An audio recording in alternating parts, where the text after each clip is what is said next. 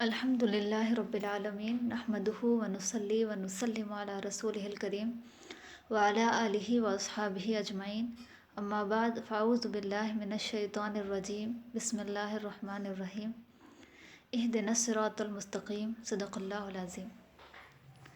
حصول برکت کے لیے درود پاک پڑھیے۔ اللہم صلی علی سیدنا شفیعنا حبیبنا و مولانا محمد وعلی آلہ واصحابہ وبارک وسلم۔ آج میں آپ لوگوں کو ہمارے سینٹر اسلامک انفارمیشن سینٹر کی جانب سے نماز کا طریقہ بتانے والی ہوں، عورتوں کی نماز کا طریقہ۔ اس سے قبل کہ میں نماز کا طریقہ بتاؤں، یہ ضروری ہے کہ ہم نماز کے شرائط جان لیں۔ نماز کے لیے کون کون سی چیزیں کمپلسری ہے وہ جان لیں، کیونکہ جب تک کہ نماز کے شرائط مکمل نہ ہو نماز صحیح نہیں ہوگی۔ جیسے آپ دیکھیں، ہم وضو نہ کریں، کتنی بھی نماز پڑھے نماز نہیں ہوگی۔ وضو بھی نماز کے شرائط میں سے، اور کیا شرائط ہے اس کو ہم دیکھ لیں تو پھر جا کے ہماری نماز صحیح ہوگی۔ نماز کے چند شرائط ہے، چند ایسی چیزیں ہیں جو نماز کے لیے ہونا کمپلسری ہے، بہت ضروری ہے۔ بدن کا پاک ہونا، کپڑوں کا پاک ہونا، جگہ کا پاک ہونا، ستر کا چھپانا، نماز کا وقت ہونا، قبلہ رخ ہونا، نیت کرنا، یہ ہے نماز کے شرائط۔ اب اس کو میں ایک ایک کر کے واضح طور پر سمجھاؤں گی، ہر ایک کی وضاحت کروں گی۔ پہلا، بدن کا پاک ہونا، یعنی ہم ہر طرح کی ناپاکی سے پاک ہو جائیں۔ کوئی بھی کسی بھی قسم کی ناپاکی ہمارے جسم پہ کسی بھی حصے میں نہ لگی ہو، کسی بھی حصے میں نہ لگی ہو، نہ ہی خود ہماری وجہ سے اور نہ ہی چھوٹے بچوں کی وجہ سے۔ ایک اپنی ذاتی ناپاکی ہوتی ہے، کچھ ہماری وجہ سے ہمیں لگ گئی ہو، ایک چھوٹے بچوں کی وجہ سے ہوتا ہے۔ تو کسی بھی قسم کی ناپاکی سے ہمارا بدن پاک ہونا چاہیے، کوئی بھی ناپاکی نہیں ہونی چاہیے، کوئی بھی غلاظت ہمارے جسم پر نہیں ہونی چاہیے۔ وہ سب ناپاکی نہیں ہوگی، پھر جا کر ہم وضو کریں گے، تب جا کر ہم نماز پڑھیں گے۔ ناپاکی ہو لگی ہوئی اور ہم وضو بھی کریں تو وضو ہمارا نہیں ہوگا، اس لیے خصوصاً اس کا خیال رکھنا ہے، کیونکہ عموماً عورتیں ایسی باتوں میں بہت بے توجہ رہتی ہے۔ چھوٹے بچے ہیں ہمارے، ہم کیا کر سکتے ہیں، ورنہ ایسے تو نمازیں تو بہت اکثر چھوڑ ہی دیتے ہیں، لیکن کوئی پڑھتے بھی ہے تو یہ شکوہ رہتا ہے چھوٹے بچے ہیں۔ تو پاکی آدھا ایمان ہے، اس کا خاص خیال رکھنا ہے ہمیں، آدھا ایمان ہے یہ، چاہے چھوٹے بچے ہو یا نہ ہو، لیکن ہمیں پاک رہنا ہے، ہر چیز کو پاک رکھنا ہے۔ تو بدن پہ کسی بھی قسم کی ناپاکی لگے ہوئے نہ ہو، بدن کا اس طرح پاک ہونا۔ دوسرا، کپڑوں کا پاک ہونا۔ جیسے بچے پیشاب وغیرہ اگر کر دے تو پھر اسی کپڑوں میں نماز نہیں پڑھنی چاہیے، اسی کپڑوں میں نماز نہیں پڑھنی چاہیے۔ اور اتنا مشکل بھی نہیں ہے کپڑے بدلنا، کپڑے چینج کرنا، پہلے کے زمانے کی طرح کہ ہمارے پاس ایک کپڑا دو کپڑا ہے۔ اب ایک ہی کپڑا ہے، اسی کو ہمیں سنبھالنا ہوگا، دو ہی ہے اسی کو ہمیں سنبھالنا ہوگا، ایسا تو نہیں ہے۔ اور نہ ہی پہلے کی طرح پانی وغیرہ کی مشکل ہے، اب تو صابن، سرف، پانی یہ سب کچھ ہے، پہلے کی طرح اتنی مشکلیں ہمیں نہیں ہیں۔ تو ہمیں عام خصوصاً جو ہے ہمیں شکوہ نہیں ہونا چاہیے ان باتوں کا کہ ہم کتنے کپڑے جو ہے وہ کریں گے، ایسے کہ چلو نماز پڑھ لیتے ہیں۔ تو نماز کو اتنا ایزی نہیں لینا چاہیے، نماز افضل العبادات ہے، اللہ کے نزدیک ساری عبادتوں میں افضل نماز ہے، تو اس کو اتنا ایزی نہیں لینا چاہیے، کیونکہ اکثر عموماً عورتوں میں جو ہے یہ بے توجہی یہ جو ہے پائی جاتی ہے، اس کی طرف غور و فکر نہیں ہوتی، کچھ بھی سوچنا کرنا نہیں ہوتا، بس پڑھ لینا یہ ہوتا ہے۔ تو دھیان رکھنا ہے کہ کپڑوں کا پاک ہونا ضروری ہے۔ اگر ایسا معاملہ ہے چھوٹے بچے ہیں تو نماز کے وقت جو ہے کپڑے بدل لیں، نماز پڑھنے کے وقت کپڑے بدل لیں۔ نماز 5 وقت ہی تو ہے دن میں، اور وہ بھی فجر سے لے کر ظہر تک کتنا ڈسٹینس ہے، ظہر سے عصر تک کتنا ڈسٹینس ہے، عصر مغرب اگر ایک مرتبہ میں پڑھ لیے تو پھر عشاء تک کے بہت ڈسٹینس ہے، اب عشاء سے فجر تک بہت ڈسٹینس ہے، اتنا وقفہ اللہ پاک نے رکھا ہے، ہمارے لیے آسانی رکھی ہے۔ تو نماز کے وقت جو ہے کپڑا بدل لیں۔ اور ہے جگہ کا پاک ہونا، اس میں بھی بے توجہی ہوتی ہے۔ بچے پیشاب وغیرہ اگر کر دے تو اس کو صحیح طور پر پوچھا نہیں جاتا، ایک مرتبہ پوچھ دیا اور رکھ دیا ایسا، لیکن دھیان رکھنا چاہیے، پوچھنے کے باوجود بھی پانی وغیرہ سے اس کو صاف کر لیں۔ کسی کے پاس گھر بڑا ہو تو بھی پاک رکھنا چاہیے، نماز کا جو ہے جگہ الگ ہو تو وہ ٹھیک ہے، لیکن کسی کے پاس چھوٹا ہو، نماز بھی ہمیں وہیں پڑھنا، رہنا بھی ہمیں وہی ہے، تو اس میں تو صفائی کا خیال رکھنا ہوگا، اور صفائی سے کترانا نہیں چاہیے کبھی بھی، کیونکہ صفائی سے تو خوشی ہوتی ہے، ہمیں خود بھی خوشی ہوتی ہے جب ہم صاف رہتے ہیں، صاف رکھتے ہیں تو ہمیں بھی اچھا لگتا ہے۔ تو صفائی کے لیے کبھی پیچھے نہیں ہٹنا ہے، اور نماز کے لیے خصوصاً صفائی کا اہتمام کرنا ہے، کیونکہ یہ افضل العبادات ہے۔ اور ہے ستر کا چھپانا۔ اس میں لاپرواہی کیا ہوتی ہے کہ عورتوں کے پاس جو لباس ہے ویسے ہی لباس میں نماز پڑھنا، ستر کا چھپانا۔ اب عورت کے لیے کیا کہا گیا کہ عورت سراپا عورت ہے، اور عورت جو ہے پورے طور پر ستر ہی یعنی چھپانے کی چیز ہے، کچھ بھی چیز عورت کے اندر ایسی نہیں ہے جو دکھانے کی ہو، کوئی بھی چیز ایسی نہیں ہے، عورت سراپا عورت ہے۔ تو لیکن ہمارے یہاں بے توجہ کیا ہوتی ہے، ہاف آستین ہوتے ہیں، یا پھر جو ہے دوپٹہ پتلا ہوتا ہے، دوپٹہ چھوٹا ہوتا ہے، جس سے ہم خود مطمئن نہیں رہ پاتے نماز میں، ارے کبھی یہ دکھ رہا تو کبھی وہ دکھ رہا، کبھی بال دکھ رہے تو کبھی کچھ دکھ رہا ہے، ایسا بے اطمینان ہم جو ہے نماز پڑھتے ہیں، تو نماز ہماری کہاں سے ہوگی؟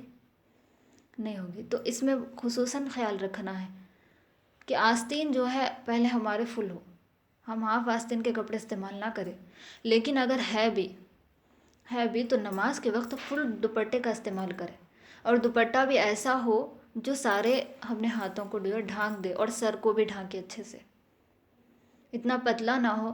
دیکھیں آپ، نماز میں اگر ہمارا ایک بال دکھ جائے تو ہماری نماز نہیں ہوگی۔ اسی طرح بالوں کی سیاہی کا بھی حکم ہے، بال کی یہ کالا پنی بھی نہیں دکھنا چاہیے نماز میں، ایسا دوپٹہ نہیں لینا چاہیے۔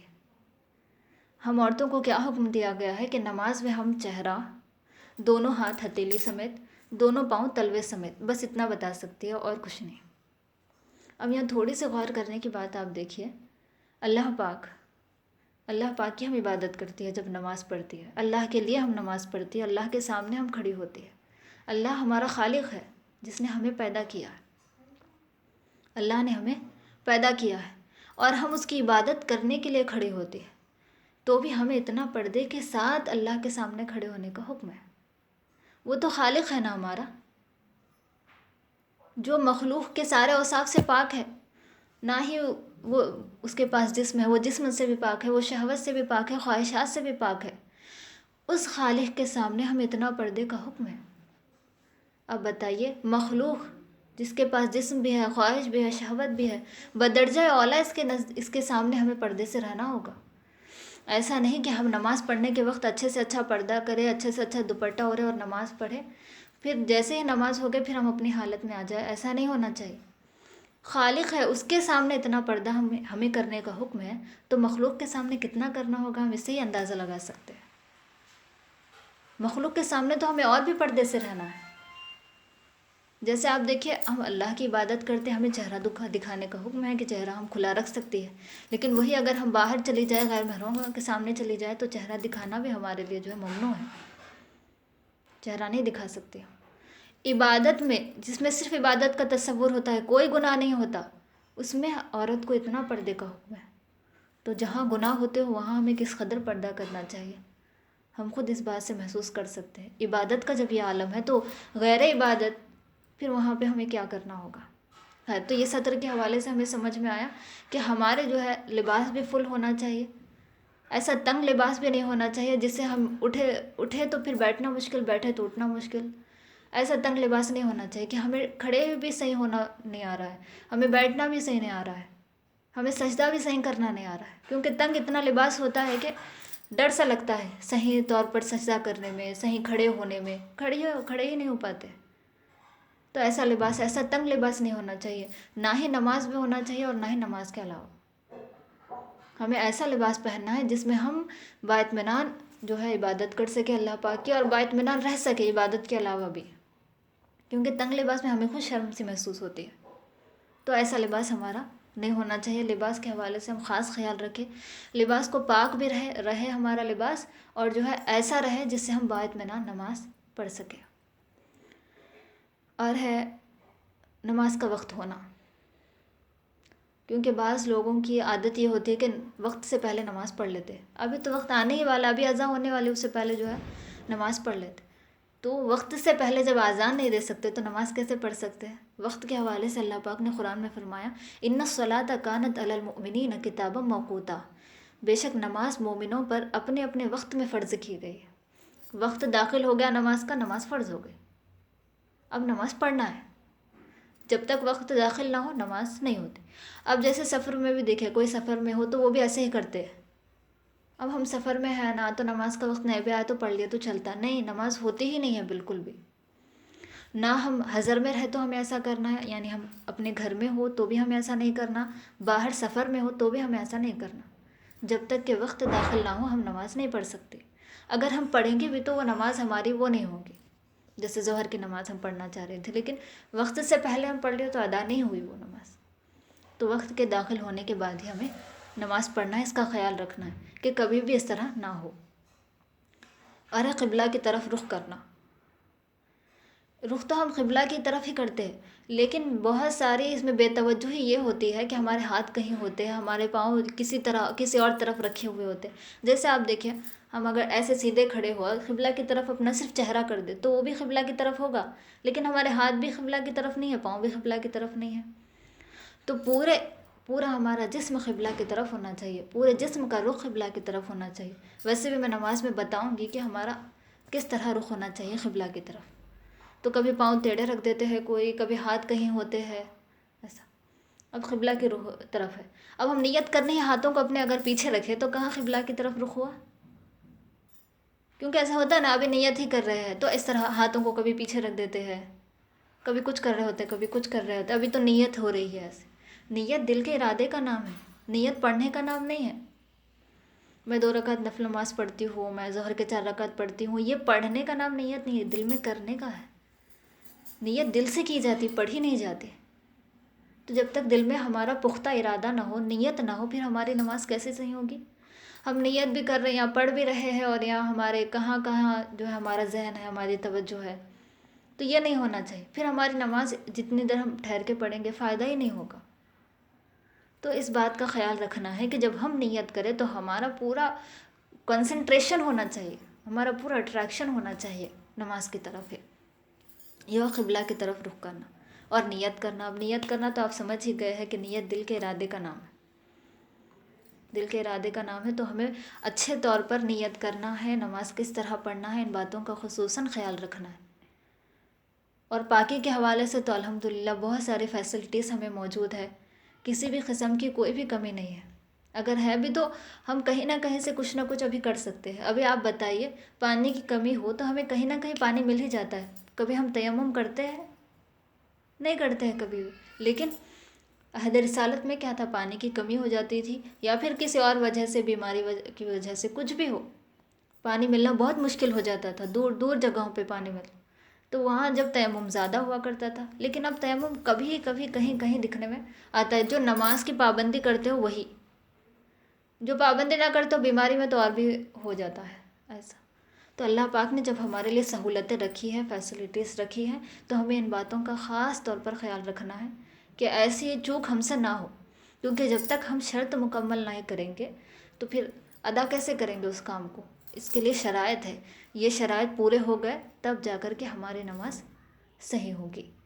اب آپ دیکھیں، میں بتاؤں گی آپ لوگوں کو نماز کا طریقہ کیا ہے، کیسے ہمیں کب کیا کرنا ہے.